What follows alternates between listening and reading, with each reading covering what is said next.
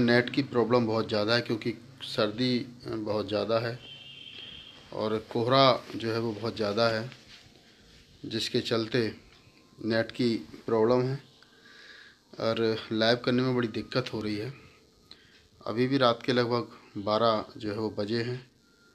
आप लोग कितना देखेंगे कितना नहीं देखेंगे पता नहीं, लेकिन चूँकि बात बहुत महत्वपूर्ण है इसलिए आपके साथ साझा कर रहा हूँ। बहुत सारे साथी आए हैं, तरन्नुम बौद्ध आई हैं, उनका स्वागत है। मोनिका सिंह देख रही हैं, शारदा हरी जी हैं, उनका भी स्वागत है। 2-3-4 दिन से एक बड़ा मामला गंभीर जो है वो उठ रहा है और वो ये है कि भाई चंद्रशेखर रावण जो भीम आर्मी प्रमुख हैं उनको लेकर के हमारे कुछ साथी हैं जो अजीब अजीब तरीके की पोस्टें कर रहे हैं। पंकज भाई जय भीम, मधु मित्रा जी जय भीम। कैसी हैं मधु जी? पंकज भाई, तो कुछ लोग अजीब अजीब पोस्ट जो है वो कर रहे हैं।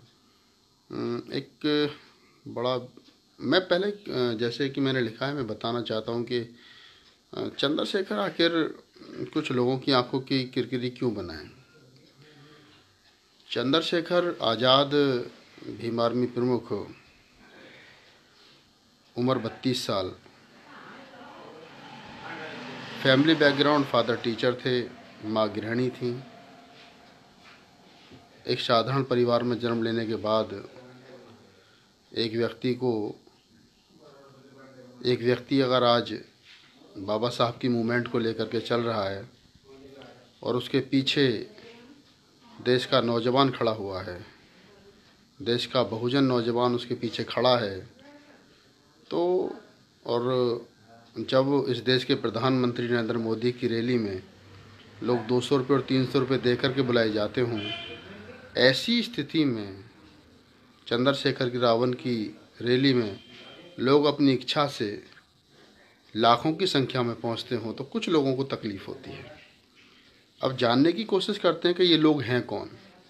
तो मैंने इनकी 3 कैटेगरी छांटी 3-4 दिन में। एक तो ये वो लोग हैं जो अपने साल गिनवा रहे हैं। लोग कह रहे हैं कि हम 30 साल से काम कर रहे हैं, 20 साल से काम कर रहे हैं, 40 साल से हम लोग काम कर रहे हैं, हम लोग आज तक नेता नहीं बने, चंद्रशेखर कैसे नेता बन गया।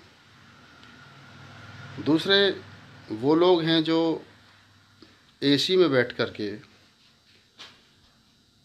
काजू पिस्ता बादाम खा करके बिस्लरी का पानी पी करके समाज की समस्याओं पर चर्चा तो करते हैं। उनके पास लंबी लंबी गाड़ियां तो हैं, लेकिन ना तो उनका एसी के जो ऑफिस है उससे मोह छूट करके वो गांव की तरफ जा रहे हैं, ना काजू पिस्ता बादाम को छोड़ करके वो गांव की तरफ जाने का विचार बना रहे हैं। वो सिर्फ वहीं से समाज को बदलना चाहते हैं। और तीसरे वो लोग हैं जिनको ये लगता है कि चंद्रशेखर आने के बाद में जिस प्रकार यूथ उनके साथ जो है वो लग रहा है, जिस प्रकार यूथ उनके साथ जुड़ रहा है और जिस प्रकार चंद्रशेखर आज़ाद भीम आर्मी प्रमुख जो मूवमेंट को आगे लेकर के चल रहे हैं और उनकी रैलियों में हज़ारों लाखों की संख्या में लोग आ रहे हैं, उनसे मिलना चाहते हैं, उनके साथ फ़ोटो खिंचाना चाहते हैं, तो इससे वो लोग परेशान हैं जिन लोगों का सिंहासन कहीं ना कहीं हिलता जा रहा है। अब सोचने की बात है कि सिंहासन हिल किन लोगों का रहा है। चंद्रशेखर आज़ाद और भीम आर्मी अनेकों बार इस बात को समय समय पर कह चुकी है कि हम वर्ष 2019 में बहुजन समाज पार्टी की मुखिया बहन कुमारी मायावती को प्रधानमंत्री बनाने के लिए काम कर रहे हैं और हम लोग वॉलंटियर के रूप में उनके साथ काम करने के लिए तैयार हैं। मैं खुद गवाह हूँ कि मैं संचालन कर रहा था दिल्ली के महिपालपुर की रंगपुर पहाड़ी पर। चंद्रशेखर भाई अभी 27 तारीख की बात है, वो 26 तारीख की, 26 दिसंबर की, तो चंद्रशेखर भाई की स्पीच थी और मैं संचालन कर रहा था। तो मुझसे कुछ हरियाणा के लोग आए थे, उन्होंने कहा था कि आप राजनीतिक स्टंट बताइए, आपका राजनीतिक स्टंट क्या है, कि आप पार्टी बनाएंगे, आप क्या करेंगे। तो मैंने कहा कि हम लोग पार्टी नहीं बना रहे हैं, ना हमारा पार्टी बनाने का कोई ऐसा सिद्धांत है, हम लोग राजनीतिक नहीं हैं, हम लोग सामाजिक हैं और हमारा भीम आर्मी सामाजिक संगठन है। तो मैंने भी इस पर बोला और चंद्रशेखर भाई ने खुद बोला कि हम वर्ष 2019 में बहन कुमारी मायावती जी को पीएम बनाने का काम करेंगे। अब दिक्कत क्या है कि बहन जी पहले बोलती रही हैं कि भीम आर्मी के बारे में उन्होंने जो भी बोला है, हो सकता है उनको गलत जानकारियां रही होंगी, अब इनको ठीक जानकारी पहुंचेंगी तो वो अभी नहीं कह रही हैं। बसपा का कोई बड़ा पदाधिकारी भीम आर्मी के बारे में नहीं बोल रहा है, कोई खिलाफ नहीं बोल रहा है। अगर वो समर्थन में नहीं बोल रहे हैं तो खिलाफ भी नहीं बोल रहे हैं। लेकिन कुछ छुटमइये नेता हैं जिनको मैं कहता हूँ कि वो एक तरीके से जो फेसबुक पर जो आजकल बहुत ज़्यादा बोल रहे हैं, ये कुछ कुतरेड़ इकट्ठी हो रही है, जो चंदू चंदाखोर मतलब ऐसे ऐसे शब्दों का इस्तेमाल कर रही हैं जो कहीं से भी मतलब एक तरीके से कहूँगा गैर संवैधानिक हैं। मतलब उनकी भाषा ये बता रही है कि उनके संस्कार कैसे रहे होंगे जो इस प्रकार की भाषा का इस्तेमाल चंद्रशेखर भाई के लिए कर रहे हैं। चंद्रशेखर भाई पहले भी कह चुके हैं कि हम लोग बहन जी के प्रधानमंत्री बनाएंगे, बसपा हमारे ब्लड में बसती है, बसपा हमारे महापुरुषों का जो है वो खून से सींच करके बनाई हुई पार्टी है। अब लोग ये कहते हैं, जो लोग आज चंद्रशेखर को गाली बक रहे हैं, जो लोग चंदू चंदाखोर पता नहीं कौन कौन सी भाषाओं का इस्तेमाल कर रहे हैं, मैं तो साहित्यकार आदमी हूँ, कभी आदमी हूँ, ऐसी भाषा का कभी इस्तेमाल नहीं करता। लेकिन मैं पूछना चाहता हूँ कि कांग्रेस सैकड़ों साल पहले बनी, आज उसका नेतृत्व कोई ना कोई तो कर रहा है ना। कांग्रेस को बनाने वाले लोग नहीं रहे। बीजेपी को बने हुए भी सैकड़ों साल या 90 साल या 80 साल या 70 साल हो गए।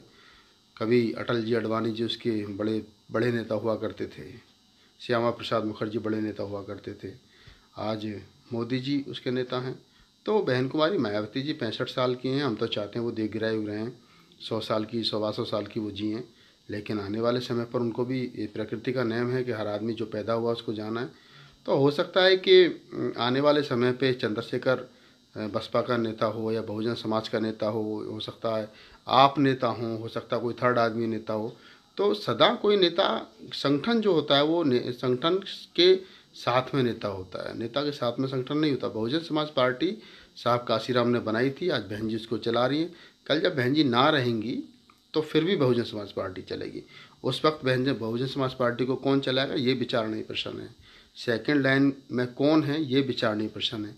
और अगर सेकंड लाइन में कुछ ऐसे लोग आ जाएंगे, आप आ जाएंगे, आपके बाद में और मिशनरी साथी आएंगे, तो हमको वो लाइन तैयार करनी पड़ेगी।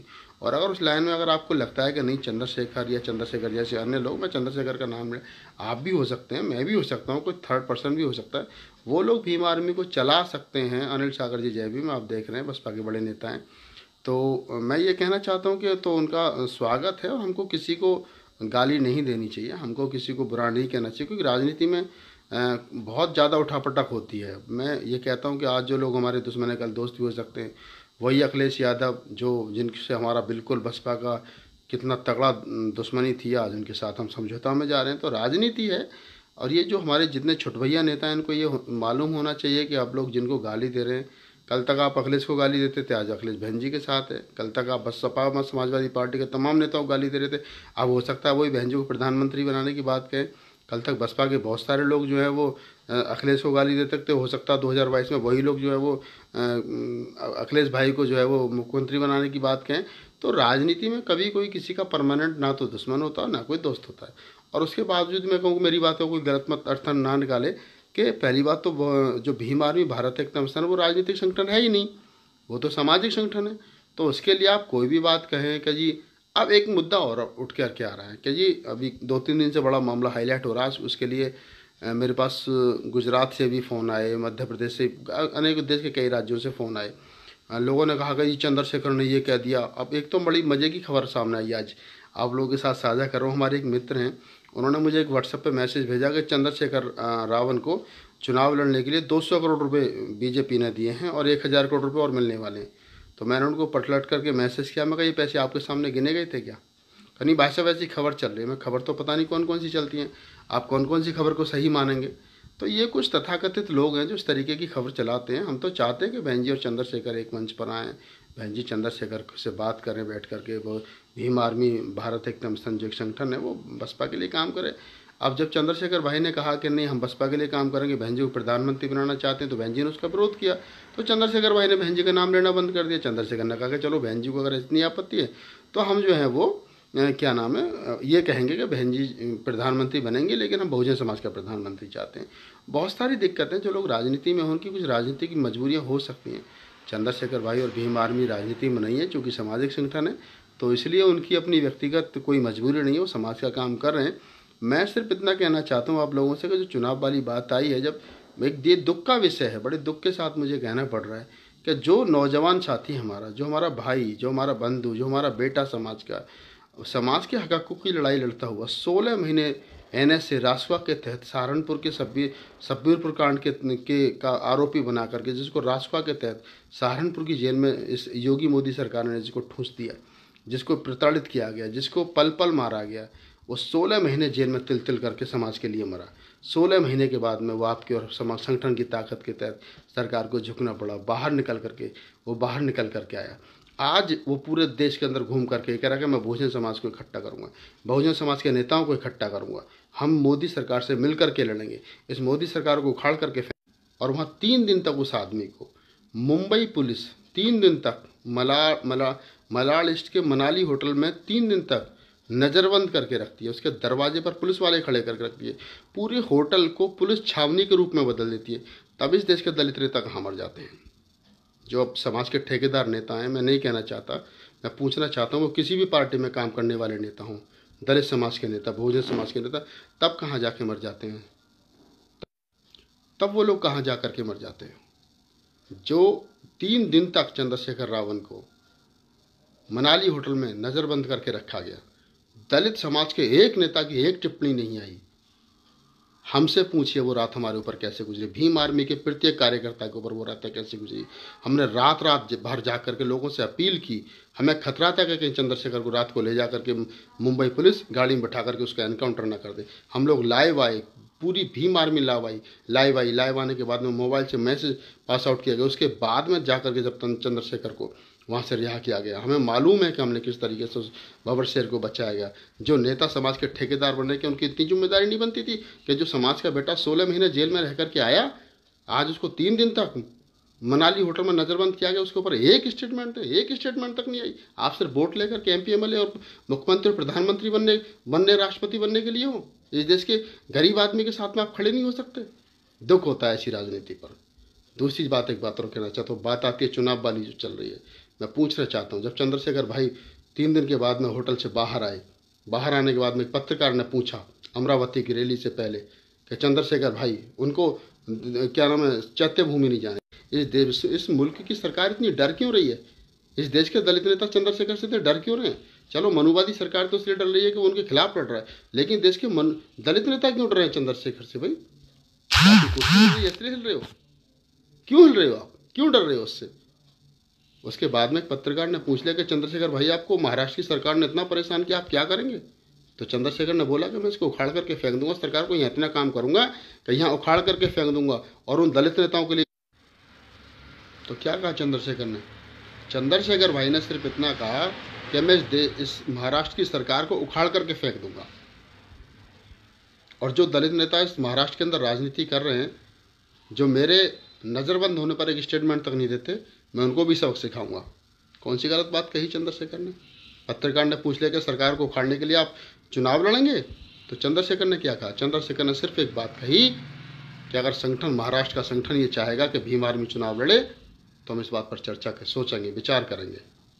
आप मुझे बताइए, महाराष्ट्र के अंदर अगर चंद्रशेखर भीम आर्मी का संगठन, पहली बात तो वहाँ कुछ मतलब चुनाव को लड़ने नहीं जा रहा, लेकिन अगर उसके बावजूद भी चंद्रशेखर ने ये कहा कि अगर महाराष्ट्र स्टेट का, देश का नहीं, उत्तर प्रदेश का नहीं, सिर्फ महाराष्ट्र स्टेट का भीम आर्मी का संगठन, जो अशोक कांबले जी वहाँ के प्रदेश अध्यक्ष हैं और उनकी जो पूरी टीम है, वो चाहेगी कि सरकार को उखाड़ फेंकने के लिए हम सक्षम है, हमारे पास संगठन है, हम जो है यहाँ पर चुनाव लड़ेंगे, तो विचार करेंगे। और चुनाव लड़ने में कौन सी बुरी बात है?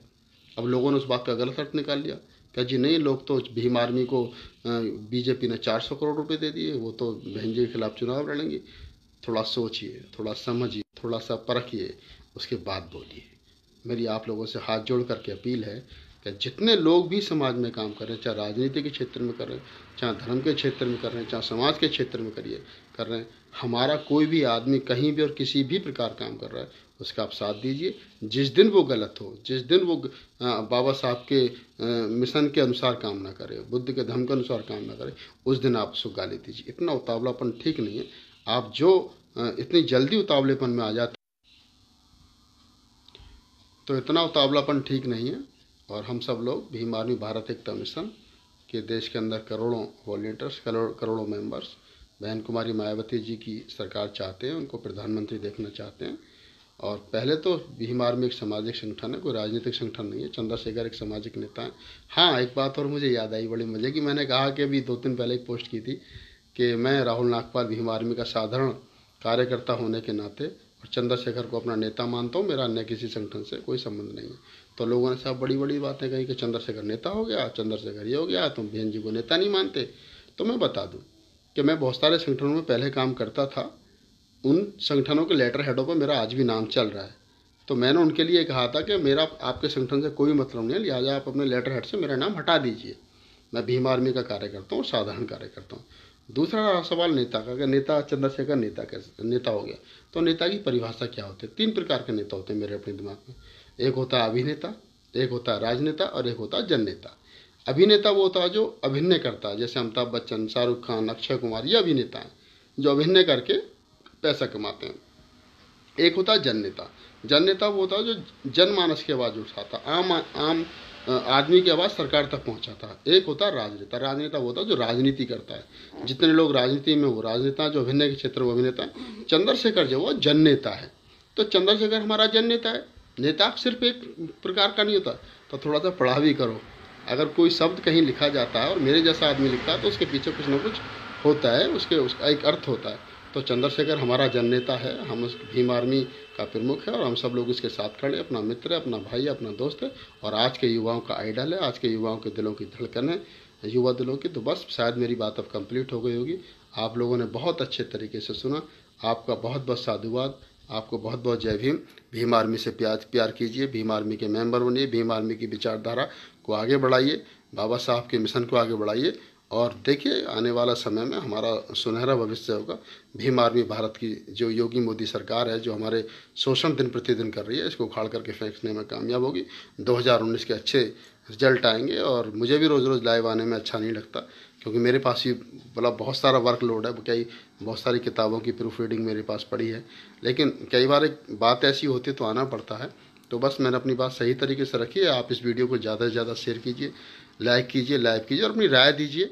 अभी मैं बहुत सारे लोगों के कमेंट्स जो है वो नहीं पढ़ पा रहा हूँ और मैं बिल्कुल बाद में इन सारे कमेंट्स को पढ़ूंगा। और मुझे आप अपनी राय का मेल भी कर सकते हैं, राहुल नागपाल official@gmail.com मेरे अपना ऑफिस का जो मेल आईडी है, इस पर आप कर सकते हैं। और बिल्कुल मैं कोशिश करूंगा कि आपके सवालों का जवाब दिया जाए।